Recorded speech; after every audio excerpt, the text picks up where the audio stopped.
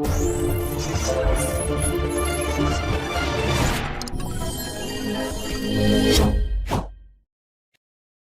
everyone, how are you doing? This is Digital Technopal here with another quick tutorial.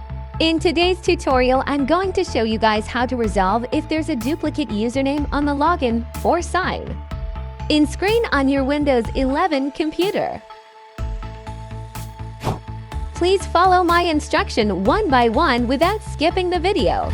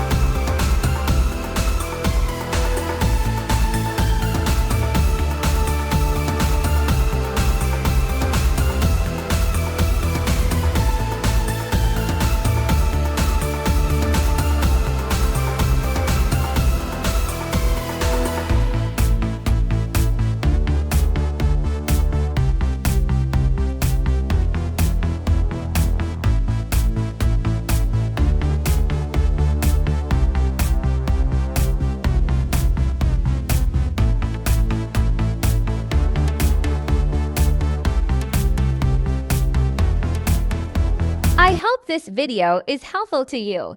Please support us for more updates.